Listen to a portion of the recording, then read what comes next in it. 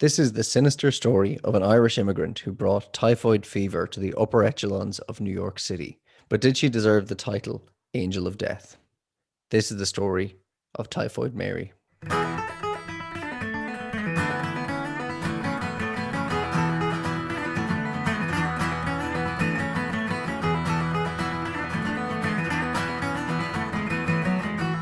This is just kind of like the podcast where I invited you, but I didn't really want you on board. It's kind of just me and Darragh. But no. No, we got you shit-faced in your house, and then you were just like, I kind of want to be a part of the podcast now. Yeah. Well, it was weird as well because you said it to me while we were drunk, and I was like, yeah, that'd be great fun. I'd love it. And then you didn't mention it again when we were sober, and I was like, oh, did they say that and now regret it? So I didn't know if I was actually wanted. We're stuck with him now. Well, you're here. And now I know I'm definitely not one. But you're in, so. Yeah, you're into the fold. Yeah, it's like that guy in Train Spotting. Do you know he's like the dead baby? No, the guy who like starting to scrap. You know, at the start, he's starting fights in the bar, and he's like, Ewan McGregor's like, he's a prick, but you know, he's a mate. And they all jump in and join him in the fight that he started. That's what you accept without the fighting. It's what you do. I had a friend, Chris, not the Chris you guys know, but in Korea, who he'd get shit-faced drunk, and then he'd just start eyeing up like this lovely, friendly Korean man, and he'd be like, that guy wants to fight me. I was like, Chris, he doesn't. He's like, that fucking prick over there. He's that fucking wanker. And I was like, Chris, he's doing nothing. He's sitting there having a quiet drink with his family. And then you kind of have to like, he'd kind of run over and start pushing. I'm like, well, I don't have aggro friends. I'm not used to this. Like, so you jumped in and started beating up this Korean family. Is that what you're saying? Yeah, basically. Yeah. Start with the kids. I'll take the small ones. Oh, Jesus. Can I just throw something into our intro? Go on. My internet connection is so shit. We have Virgin Media here, and I'm better off having a connection to my €20 a month on 3 hotspotting than that fucking shit. We survived. We survived on €20 a month there in the other house. I was playing Fortnite and I was like doing all my stuff. Hotspot's so much better than Virgin. It's so stupid. So sponsorships, we need 3 hotspot, and we need the hammock people, whoever they are. Yeah, imagine we get it sponsored by Virgin Media, and they're like, right, guys, we'll sponsor your podcast, we'll push it in all our socials, we'll give it a load of advertising. Darragh, no. But you have to be connected to us. We'll be. It won't work.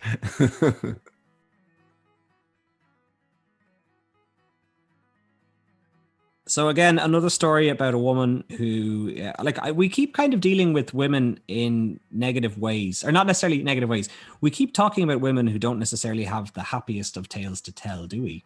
No, and we keep saying each time that at the end of each episode, we're like, okay, next time it's going to be a celebrated woman. And then, I don't know, we just keep coming back to these type of stories. But it's the sensationalist aspect, isn't it? Like in the past, when a woman didn't do something that was normal, it was blown up and was out of proportion. So they're the ones we remember. Yeah, I guess so. But if you have any suggestions, dear listener, please send it along. If there's someone who's had an amazing life that we could cover, we will happily take suggestions so we can stop doing such morbid. Well, I do enjoy the morbid ones, so I can't really, can't fault it. And to be fair, we have to cover Typhoid Mary because, like, I didn't know much about her, but I know the name. It was only a matter of time. Yeah, that's a big one for the list, I think. Right, should we get into it? Yeah, absolutely. So she was actually Irish, right? She did come from Ireland. I thought you were about to say she was actually called Typhoid Mary. No, her friends knew her as Mary. She was, her name is actually Mary Mallon, and she was born on the 23rd of September, 1869 in Cookstown, County Tyrone, so in Northern Ireland. And I find it funny that she was born in a place that became her profession as well. Ooh. Mm. It's also Malone and Malone and Mallon, I think I saw. Was it? That's the classic going into America, and then the guy who meets you at the port being like, what's your name? And she was like, Mallon or Malone. And then he just would write down whatever way he spelt it. Like, so her name was Mary Malone. In Cookstown, Fair City. Yeah, that's kind of where I was going with that. Where the girls don't wash their hands. Connor, Cookstown is where we stayed when we were mountain biking, when we were in the little shed. Oh, yeah. We got a really cheap Airbnb, and it was like £12. It was so small. It was ridiculous. And like we got there like 11 or late at night, and you could tell the guy probably had it that cheap because he just wanted to talk about it and how proud of it he was. And we were just kind of like, look, we just want to go to bed, man. But thanks. Yeah, you did a great job on the bed. Yeah, it's lovely. Yeah, cool. Yeah, and it was actually a shed. Like, Yeah, it really was a shed conversion. If that was in Dublin, that'd be like 3,000 a month. yeah, and then I thought I'd be nice. There was only one bed, and I was like, "Here, Rush, you take the bed. I'll sleep on the ground." And the bed was awful, and I had a really quite Atrocious, absolutely ground. atrocious. Oi. Anyway, we digress. So back to Mary, not Molly. There's speculation that her mother was infected with typhoid during pregnancy, and that Mary was literally born. She came out of the womb as a carrier of typhoid. Asymptomatic, yeah. An asymptomatic carrier. So that basically means that she can carry it within her, but she is totally healthy in every other aspect of her life. Unfortunately, I think a lot of these type of terms people have come familiar with over the last year with, COVID. Yeah, it's weird. The whole time you're like, why couldn't they just wash their hands in quarantine? Like, it's not that hard. Oh, wait, yeah. We've been there. So... yeah, I guess we should get into typhoid at some stage, but typhoid essentially is it's a type of salmonella that it kind of lives in the gut and can really, really fuck you up. And it can actually cause holes in your intestines and spread all over your body. So it was quite, what's the word? It was quite fatal. It was quite fatal. But it had been around for hundreds of years before this, but around this time, there still really wasn't like a concept of hygiene. So it could spread quite quickly when it took hold in towns and cities that were all living on top of each other with not very developed sewage systems and stuff. So yeah, people were aware of typhoid by this time, but I think the healthy carrier concept was kind of new. Well, the really interesting thing, I was looking into the history of typhoid, and there's references to it in Greek scripture. So they think it has been around as long as people have been around. And it's also important to note that there wasn't a cure for typhoid at the time, so it wasn't until 1948 that they had first antibiotics that fought it, and during Mary's time the death rate was about 12%, and then when the antibiotics came it dropped to about 1% in Western countries. 1948, Darragh? Yeah, that's what I have. Antibiotics first, yeah. They invented vaccines and stuff as earlier on that were short-term ones. So I was looking up typhoid in the 1900s. And at the time, typhoid killed more soldiers at war than combat did. Yeah, and that's a very common that diseases caused a lot more deaths in wars than the actual exchange of gunfire. Yeah, but there's a guy who's got a great name. It's Almroth Edward Wright, and he first developed an effective typhoid vaccine in 1896, which is mad. So that was used in the Boer War for the first time, and based on this experience in World War One, the Brits were the only army to have a fully immunized army. So for the first time ever, more soldiers died in combat than from disease, which is a victory, I guess. Yeah, that's a sad thing. It's also the biggest bloodshed ever in a war, so it might have happened anyway. So we're not sure. They just died before they got typhoid. Yeah, yeah, they're more effective at killing. And of more than 186,000 northern troops that died from the disease during the American Civil War, 80,000 of them were attributable to typhoid. So Jesus. Yeah, so it's mad. It's a killer. Okay, the last stat I'm going to put in here is World War One was the first war that was fought where typhoid wasn't really a factor. So before World War One, the death rate in typhoid was 1 in 12, I think, was it? Where did I write that down? It was about 1 in 12. It was very, very small. But after World War One, it was 1 in 2,000. Or during World War One, it was 1 in 2,000. So it's a huge difference in the amount of death that it caused. I thought you were about to repeat the same fact I just gave there. Yeah, it's like how I say it more. But yeah, we'll kind of be coming in out of kind of what typhoid is and how it works, but it's easily spread via food contamination or contaminated water. So if we just kind of quickly go back to Mary, while she was in Northern Ireland, she worked as a cook for wealthy families, and then she kind of brought those skills as a teenager over to America in 1883, and she moved in with her aunt and her uncle. So yeah, that's her arrival in America. So she's there just kind of early 1900s. She was an indentured servant, wasn't it, really? That's what she kind of came over to be. Well, no, what I have here is that she'd worked for some quite wealthy families, and the money was quite good. A good wage that she was on was $50 per month. And that was a pretty pretty solid income. You know, she was able to kind of live a fair, not exactly an affluent life, but she was able to afford the base, you know, happy enough. Like, You know, $50 is actually about $1,500 now. Oh, I thought you were going to say something about sheep or cows. Or oh, me too. Me too. I was like, Connor, please leave the fucking sheep alone. Not the first time I said that to you. No, that actually, I was looking that up for something else, but I'll come back to that later. It's not like I'm not dangling something interesting. It's she gets $50 later on. That's why I looked it up. Oh. And she wanted to stay a cook because it was so well paid. So the other ones, like cleaners or laundress or whatever, they weren't as well paid. So this comes up further down the line that she's just like, no, I want to be a cook, and that's it. Yeah. This is, and like, I'm from Cookstown. You know, she has to just stick to her name's worth. That's namesake. Is it still nominative determinism? Jesus, I can't even say that. You know that thing where your name is, you know, what your name is what you do. Oh, like yes, like your last name is Baker. Yeah, it's nominative determinism. There you go. Yep, got there. But I don't know if that counts if it's where you're from. Well, me and Darragh are from Brown River, so take what you will from that. It's not Fort. It's Dun, not Fort. Yeah. Oh, I have no idea. It's Fort on the Boyne. That sounds much cooler. I've been telling everyone I'm from Brown River all my life. Jesus, Fort. That sounds so much cooler. What part of Brown River? Where did you? Dunboyne. Dun is brown in Irish, yeah. in English. But let's take Darragh's thing because that sounds much better. Yeah. I remember how disappointed I was when you were telling me that Dunboyne Castle was a thing in your town, and we went to Dunboyne Castle, and it's just a hotel that has a bit of an old wall. It's like, look, that was a castle.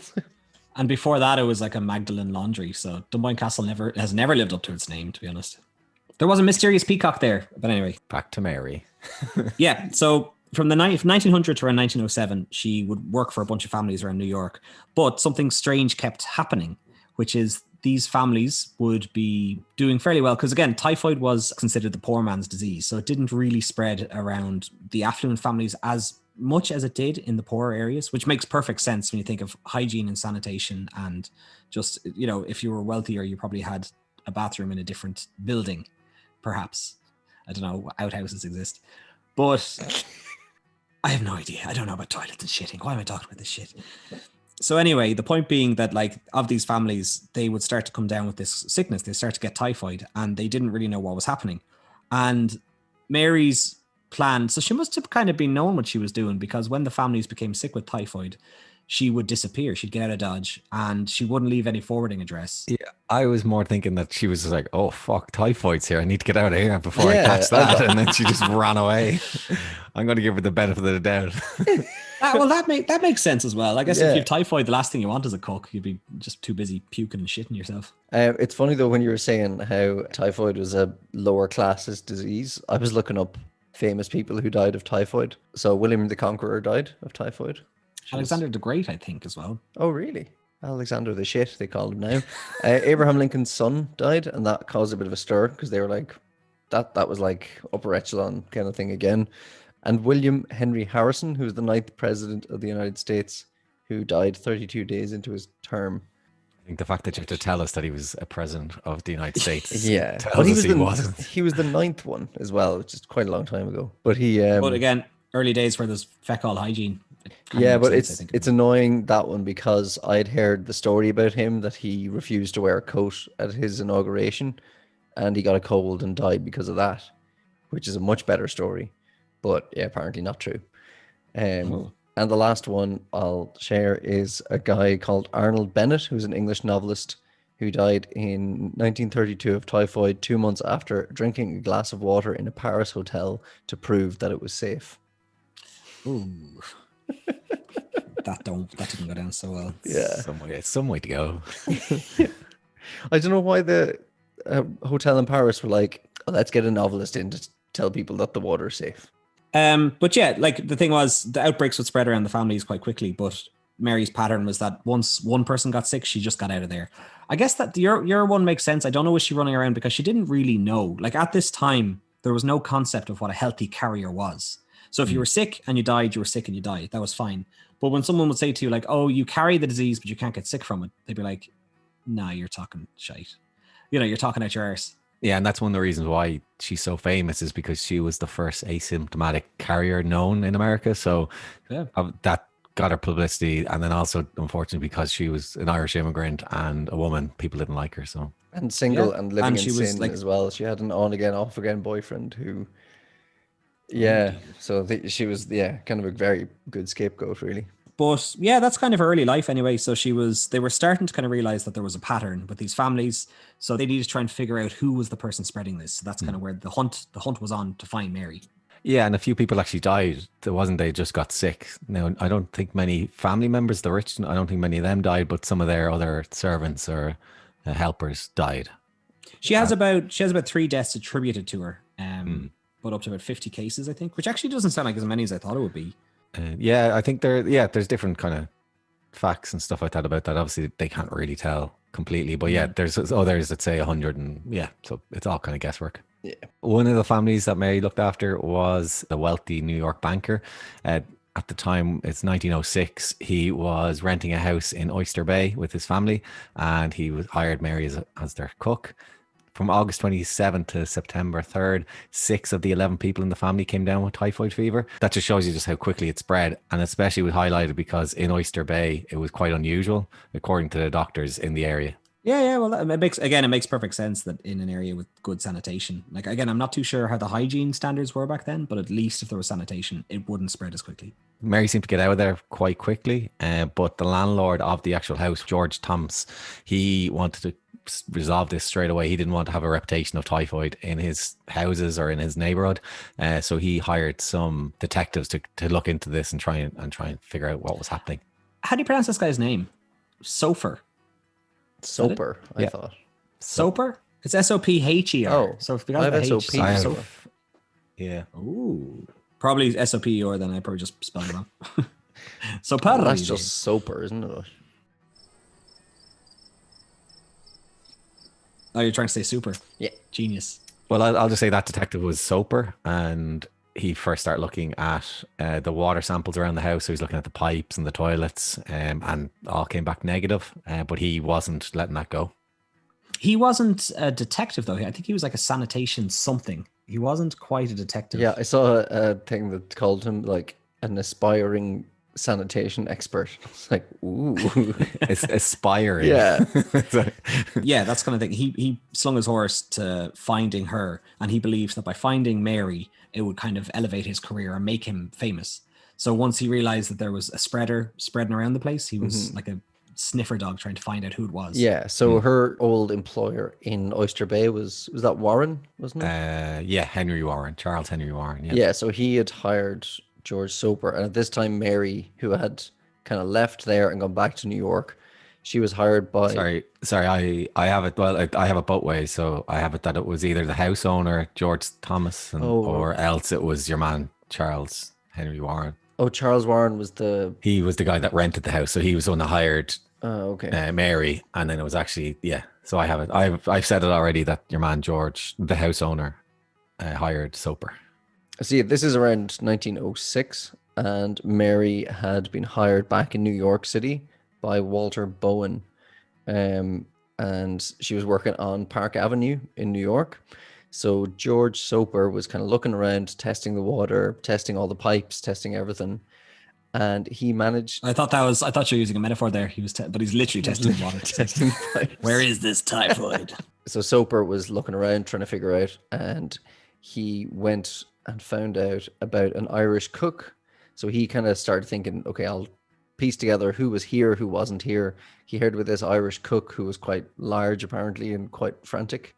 So he went back and looked through employment history and found a description of her at each of these previous breakouts. Oh, so the net is closing in. Oh, he was a pretty good detective, yeah. Yeah, so he was an amateur sleuth, is what he seemed to call himself, which is that works. He did write a book about this. So this is how we have it. Like there was a book written about this that's like kind of the detective catching the culprit. So that's not necessarily the narrative that's out that maybe it was, but that's the narrative that the story has been spun into over the years. It's almost like the guy who caught Billy the Kid putting out the book.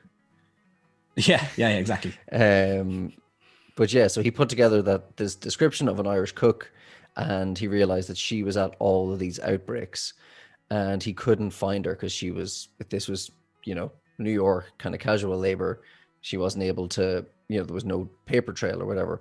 So No Facebook. no Facebook. Yeah, she wasn't tweeting her Instagrams. He was then on the outlook for outbreaks, and he heard about an outbreak on Park Avenue.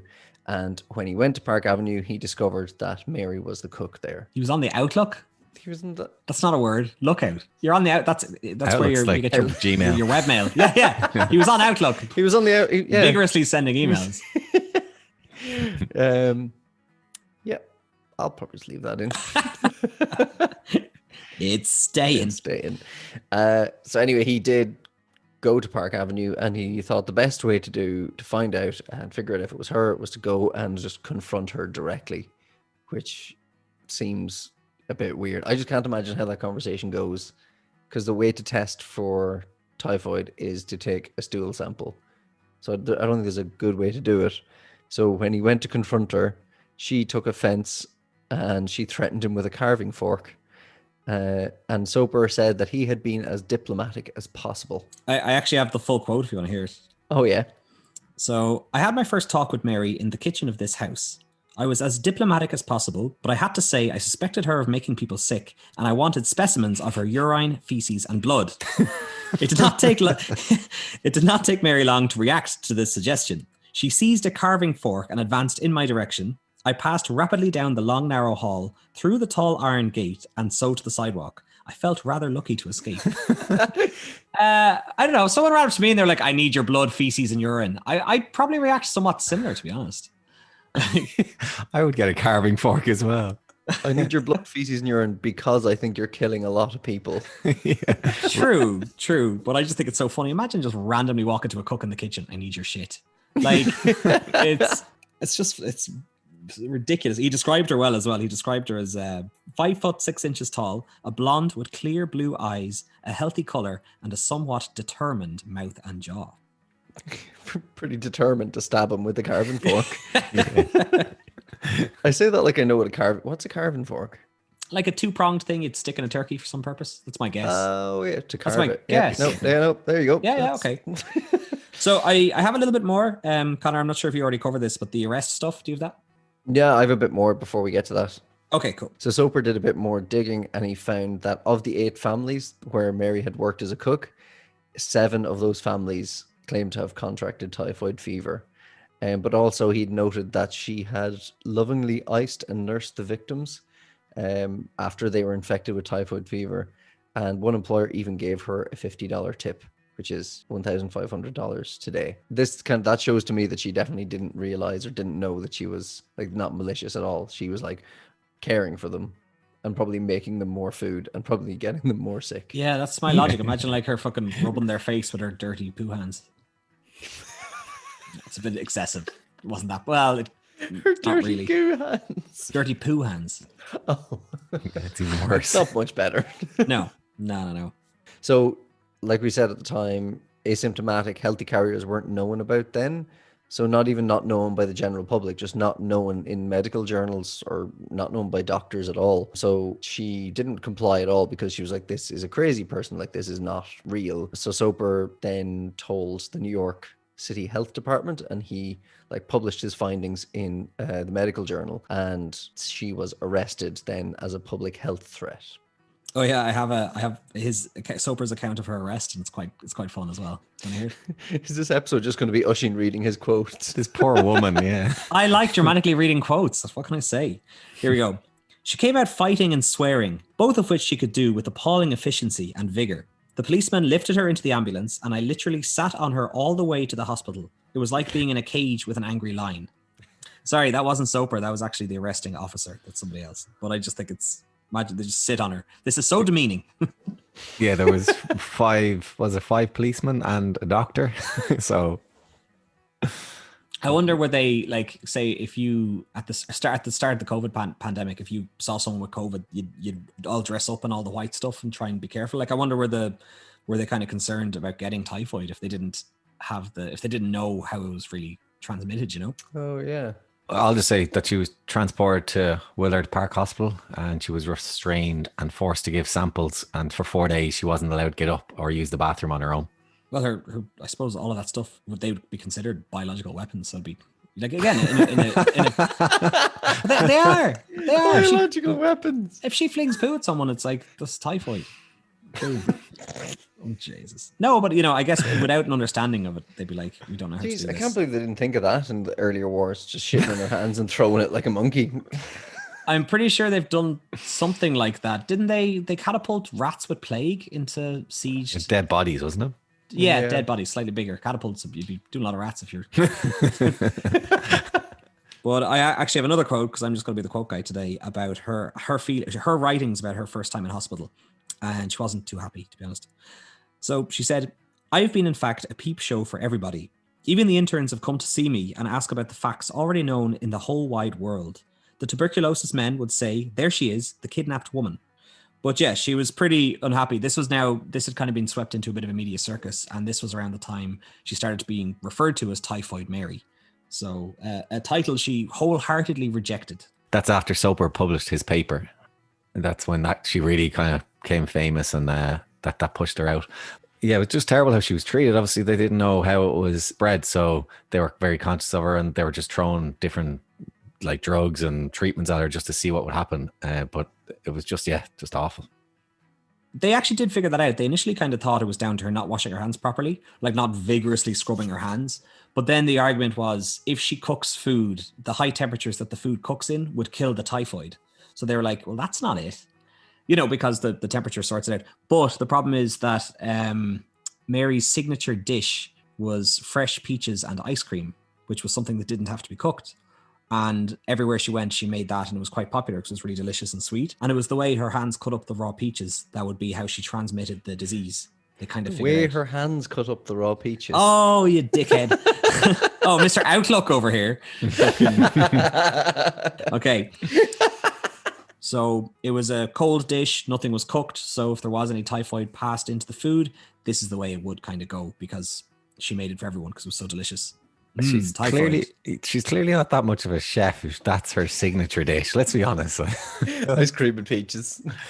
Do you cook them or do you do anything with it? No, just chop them up and put them in the ice cream there. You're hired. It actually reminds me, my granddad used to love making rhubarb crumble because he has rhubarb that grows outside. Did he give you typhoid? No, but when he's making the crumble for the top, he'd be mixing it in a big bowl. And he'd be like, "Oh, Jesus Christ, I love mixing it because you have to mash it up with your hands. Like, it's great. It gets all the dirt out from under your fingers." Well, you never got sick when you ate it, did you? No, because we cooked it. Okay. Gritty. Stones in it and everything. So yeah, she wasn't really happy, to be honest. She didn't like the fact that everyone kind of branded her as kind of the sick one. Like she has a quote saying, "I never had typhoid in my life and have always been healthy." So again, this is down to the era where she wasn't really educated on this sort of stuff. And so she was determined that it wasn't her and they were all kind of against her, basically. Yeah, and you wouldn't be happy though. As I said, she was being tested and prodded all the time. I think it was 3 stool samples and urine samples per week were taken. She was locked up for 3 years in isolation and in like a small 1-room cottage on the hospital grounds, which seemed to be underfunded and understaffed. So just an awful situation to be in. Yeah. And while she was locked in, they tested 163 stool samples. And of that figure, 120 of them tested positive for typhoid. So they obviously knew that it was like, it's definitely you. But it's also weird that it was like intermittent. There was like blocks that she wouldn't have it. And so it would be like weeks at a time that it would be come back negative. And then it would be weeks at a time that it would be. And it was just, yeah. So because I did actually... I can't remember where, I think I watched a little documentary on YouTube and I saw a guy talking about her and he said that she had been tested for typhoid early on in one of the early houses and she didn't have it. So she'd spread it and then she was in a period of it not being there. So she was going like, I've been tested before. Like, I don't have it. I don't feel anything. I'm fine. Like, would you please piss off? Maybe she got someone else's poo. No, like she did get tested early on. And then was negative, and then it'd be like it's still we're saying this like us. Oh well, they didn't know. It's like even right now with COVID, like if you Like there's so many people I know who've had it and been completely asymptomatic and just had to go for a test like every 10 days, and they're like, no, you still have it, you still have to isolate. Yeah, exactly. So you kind of just want to be like, well, look, it can't affect me, or you believe it doesn't affect you. But yeah, she was pretty angry. She was so much so that she actually tried to sue the health department in 1909. Yeah, there's actually a funny way how she funded that, because obviously she came from a poor background and she was in quarantine or isolation, so she couldn't earn. But seemingly there was a newspaper in the area that would like to get sensational stories, so he would give people like her money to pay for lawyers to then get it into the courtrooms to then print papers. It's excellent. Genius. Yeah. That's brilliant. That's the rumor. Yeah. Jesus. But she did get out of that like quarantine, like lockdown thing, doesn't she? Yeah, I don't know, was it compassionate or like they kind of just said, well, look, okay, she got released from quarantine. They said, you're fine. Well, no, you're not fine. You're dangerous. Just, you can live a normal life. Just please don't cook. You're forbidden from cooking ever again for other people or as a career, because it doesn't go well.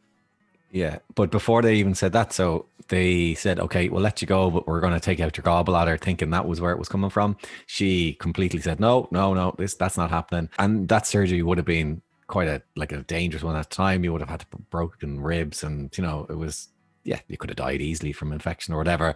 Yeah, we think nowadays it'd be fine, but back then, nah. Sure, there was no antibiotics. So after your recovery, you have to be so careful for a woman who is known for not being that hygienic. But lucky for her though, 5 other people did go for it, and then none of it, they all still had typhoid, so it didn't work for them. So yeah, because it's in your like intestine, isn't it? Not in your gallbladder. So yeah, she just said, nope, go away, and lucky for her. Leave me be. Yeah. I like her strength there, just to be like, okay, we'll release you, but we'll have to take away your gallbladder. And she was like, no, just release me. They're like, fine. Yeah, I'm surprised she had a pot to piss in, I guess, or she had a. It's curious, but I'm surprised she had like any chips. Hang on, I'm surprised that she had any power to be get out. I guess they realized it was a humanitarian thing, because honestly, you can't be like, we'll lock you away forever for accidentally inflicting this upon a lot of people, because a lot of people were giving each other typhoid. This was the start of learning about healthy carriers, and there was other healthy carriers. There was like a typhoid Jim. What's his name? Typhoid John? Jim, I think it was, yeah. It's not as catchy, but there were other typhoid people. So she was kind of arguing that you can't be locking me away, So they released her. Yeah, she said to her lawyer that she was treated as a guinea pig. As I said, obliged to give samples 3 times a week. And she was seeing these doctors, but she had an actual eye injury, so her eyelid was paralyzed, and she had to bandage it up at night by herself, and they wouldn't let her treat it, or they wouldn't treat that for her. Wow, she was really an untouchable. Sorry, there's also another bit, again, before we move on, that she, as we said, she didn't believe that she actually had typhoid, and with the help of her friend, she got samples sent to an independent lab, and I think it was 12 tests came back all negative. So that reinforces, that just reinforces that she's just been lied to. Because I kind of have an opinion of her, which I'd like to get into at the end. But the stuff you're saying, it's very interesting. Phew. Ooh, I have an opinion. Darragh, you've interested Oisin. 1 point to Darragh. Getting back to Mary, she got released and she began working straight away in a laundrette. But the money was really different. So instead of making $50 a month, she was making $20 a month. So it was also quite difficult. She also had a bad infection on her arm, and she couldn't work for 6 months. And she was kind of borderline destitute. So after a few years of this absolute poverty, she went back to her love of cooking. But, here's where I kind of argue that maybe she wasn't as innocent as she was, because she was actually quite sneaky. She began using like pseudonyms and different names. And as we've established in the early 1900s, once you just slap on a different name, you're damn near impossible to find. Mary Brown, wasn't it? Mary Brown. Which is quite funny, thinking that typhoid comes from shit. Yeah. Well, she used Breshoff and Brown, so she used a couple of different names. I think that, the state have to take a bit of blame here. They're like, okay, you're free. Now don't cook. But this woman is poor, has no skills. And it's just like, okay, fine, I'll just work like poor jobs. Yeah. Well, or she has this one skill that pays a lot better. And she had 12 negative tests from an independent lab Mm. I mean, I don't know if you can blame her that much. Well, other healthy carriers were they were actually reimbursed. So they're like, look, you can't work, you're too dangerous, but here we'll give you money to provide for your family. But because she didn't have a family, and because she was not necessarily Irish, but just because she was an immigrant, she was treated differently. They kind of they didn't respect her the way they respected other healthy carriers as they were popping up during this time. I think it is something to do with the Irish, and a woman like probably as well, but because there was a German immigrant that had it, and he was a skilled labourer, so he was free to walk around. They were in the same or he was in the same hospital as Mary, and he was walking around fine. They released him after a couple of days or a couple of weeks and let him do isolation in his house, and they paid his rent. So they looked after him. That's a man. It could be a sexist time as well. Yeah. And yeah, she was a fallen woman as well, having shacked up with a man outside of marriage. So she's a lot of things being used against her at the time. Yeah. So she, like I said, her only really thing to turn back into is what she was good at, which was cooking. So, or well, not cooking, just putting peaches on a plate and saying, voila. I'm sure she did many hot foods. She was hired by wealthy families. They obviously liked but the food hot she foods cooked. were grand if she'd just done the hot foods. But she's like, nope, I have to do my special dish. I do make a meat. Yeah, well, but I guess the argument there is that she believed she was healthy and that everyone was like trying to shun her. So she was like, there's nothing wrong with my peaches. I make amazing peaches. Did you see after she was released one of her jobs, there was a outbreak of typhoid around, and her fellow chefs start like joking with her. They didn't know she was Typhoid Mary, and they were just like taking the piss because they just like, oh, Mary, and then they just start calling her Typhoid Mary. That's like your man Charlie Chaplin entering the lookalike competition and losing. Yeah, he came like third or something. Yeah. Jesus, that's brilliant. She must have just been like, yeah, just eat my peaches, okay? But I think this is where kind of we should stop laughing because it was in a maternity hospital. So yeah, I have that here. I have it here. It's 1915. She started working in the Sloan Hospital for Women, and 2 people died there and 25 were affected. So this is where our old pal Soper comes back into play. So he was called in and they were like, she's back. Well, or he was kind of, I don't think they even he realized she was back just yet, but he kind of put the pieces together and realized that he analyzed handwriting and it matched her old handwriting. And it this guy was good. Yeah, he was very good. Yeah. Sanitation hero. Do you reckon he had like a deer stalker? Like, was he styling himself as Sherlock Holmes walking around? With a big cane and a feckin' pipe. Yeah. Maybe. And a nose for sniffing out poo. But yeah, and then all the previous places she worked at, he kind of used their descriptions of her. And I'd say the big Irish accent probably stuck out a bit too. So yeah, then she fled from the hospital and she got caught bringing food to a friend's house. So they must have staked out one of her friends or something. And then on March 27th in 1915, she was returned to quarantine. There's a good quote from a doctor from the hospital that she was working in, and it's sure enough, there she was earning her living in a hospital kitchen and spreading typhoid germs among the mothers and babies and doctors and nurses like a destroying angel. That man's wasted being a doctor. She wouldn't write her. Why do you assume he was a man? Because it was 1900s. He said doctor. You know when we divide up these sections and we each take different parts and we each kind of investigate it so we can have it as this coherent kind of story in the podcast.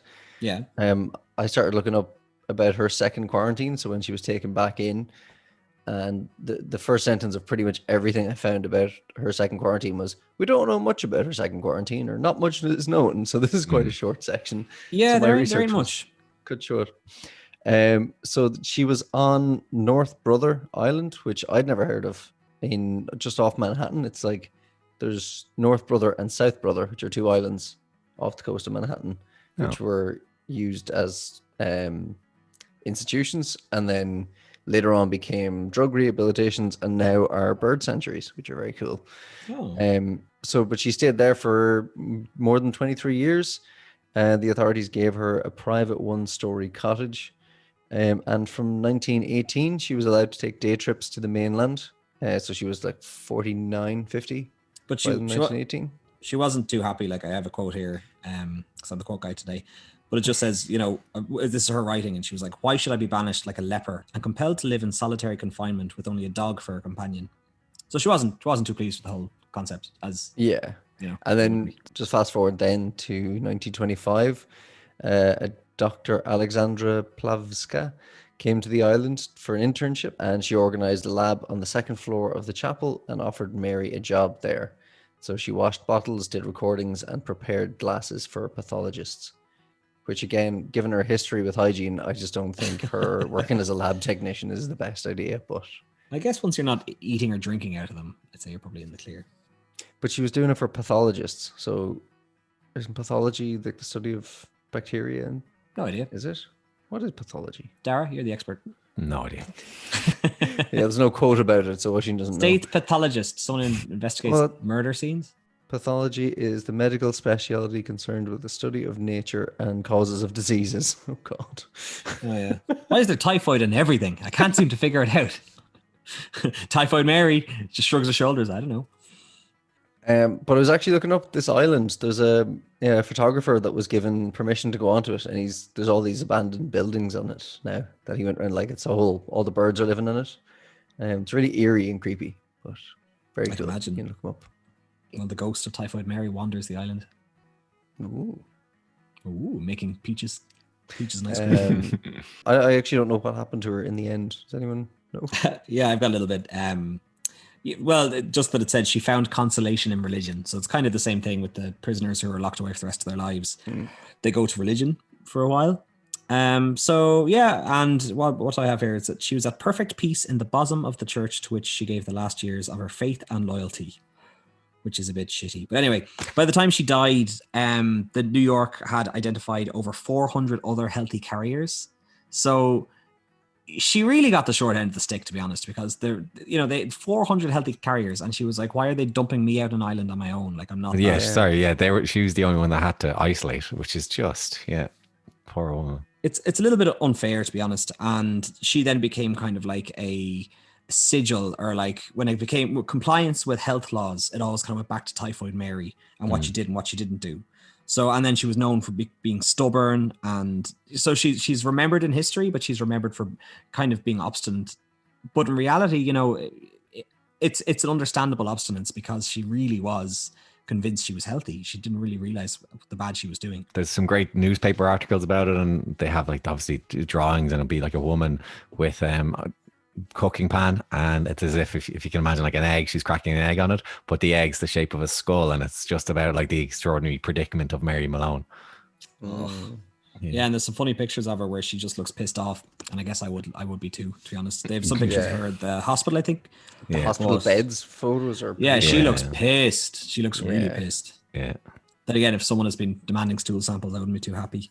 But anyway, let's get to the end of Mary. So after spending her lifetime in quarantine, she had a stroke in 1932. And then after that, she was paralyzed from the side. Half her body was paralyzed. And then on the 11th of November, 1938, she eventually died of pneumonia at the age of 69. So she was then cremated. 9 people showed up to her funeral. And yeah, that's the end of Typhoid Mary, I guess.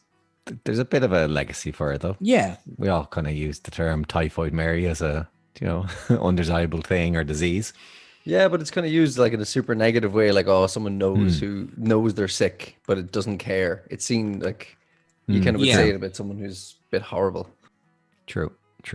I feel a bit bad now. Well, don't, because there's a rap group called Hail Mary Malone in New York. And also Anthony Bourdain wrote a book about her. No way, really? Yeah, a chef or a cook. Wow. How to cook with typhoid. Clean your hands. Yeah. Is it just different ways to make peaches and ice cream? I didn't look it up. I'll check it out. I really want peaches and ice cream after this story. Would you do tin peaches, or would you do like the peaches in holes? I have no idea. I know nothing about peaches. I barely have peaches. I don't know why this episode makes me want them all of a sudden, because it's not exactly painting them in a very nice light. I find with peaches, you have to eat them. If you're eating like fresh peach, you have to kind of eat it over the sink or with a bib. It's going to be a wet, mushy affair. They're great though. But you do have to kind of eat it away from your body. As far away as you can. Yeah, but you go do like canned peaches. I'd say they're just pure sugar, are they? Yeah. Rocket fuel. But yeah, do you remember in Holes when they find the little kid finds the... Very well written, that part. That's a very distinctive image in my head. So yeah. It obviously... Oh, wait, sorry. It's also a movie. I've got a great quote from Anthony Bourdain's book. Oh, Go on. class. I look around the grave and make sure no one else is watching. Lean over with my hands and pull back the grass at the base of her stone. I slip my knife down there, cover it up the way I look. What the hell? Wow, powerful. Yeah, I slip my knife down there, covered it up the way it looked before. Oh, that's so cool. Yeah, he just goes to her grave and just like puts his knife down and then pays homage to her that way. Oh, I thought he was going to put peaches in her grave. Darragh, you loved the quote because you didn't finish the quote. Yeah, no, I just saw like he gets his knife out and like leans down on her grave, and I was like, this is it. But no, it's not great. So he just stabs her grave. Well, I'm sure it's him paying homage to her in some way, because like that's kind of it. She did kind of get the short end of the straw. Like she basically became a test subject, then she became a sensationalized news piece, and there's some sources I have here that say nobody ever sat down with her and made her realize that she was a risk. They just quarantined her. They just made they made her like a lab rat basically.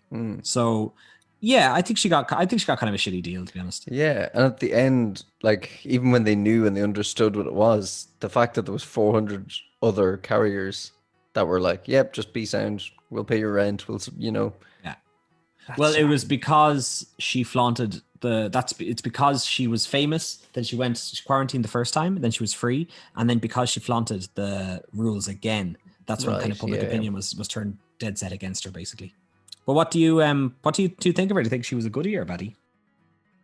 I think like most things, probably a bit of both, a bit of grey.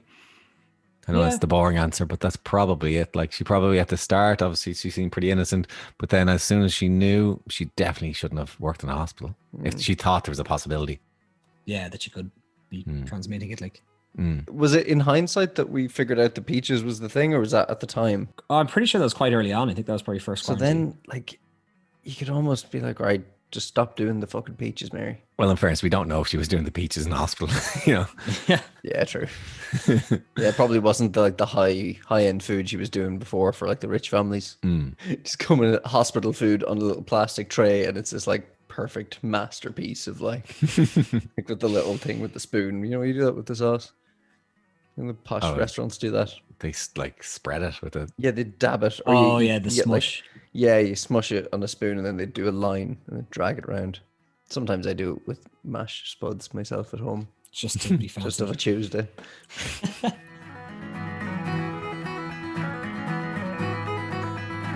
That's the end of Typhoid Mary. Again, as all of our other people, she had a very interesting life, and it isn't really certain what side of the fence. I hope we've told you the story as best as we can, and you can kind of come to your own conclusions on whether she was a saint or a sinner. Who knows? But if you enjoyed this podcast, please make sure to, I don't want to say like and subscribe like all the YouTube videos, but please make sure to either leave us a review, or if you want to hear an extra episode every month, you can also check us out on patreon.com/the Out of Ireland podcast. And if you don't want to get stuck into like a subscription model, but you enjoy this podcast and you'd like to buy us a coffee or a pint, you can go to buymeacoffee.com/Out of Ireland. And you can just send us a once-off donation there, and that'd be greatly appreciated. Or just tell your friends about us. Yeah, if you don't want to spend any money, just tell people. That'll be appreciated too. Yeah, absolutely. And as usual, thanks to Jordan O'Leary for providing the lovely music that I always enjoy listening to and never get sick of. Thanks for listening, and see you next time.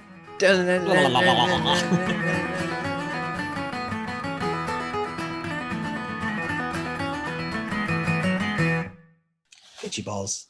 Sorry. Just give a good scratch there, Rush. Yeah. Yeah, it was good. Yeah.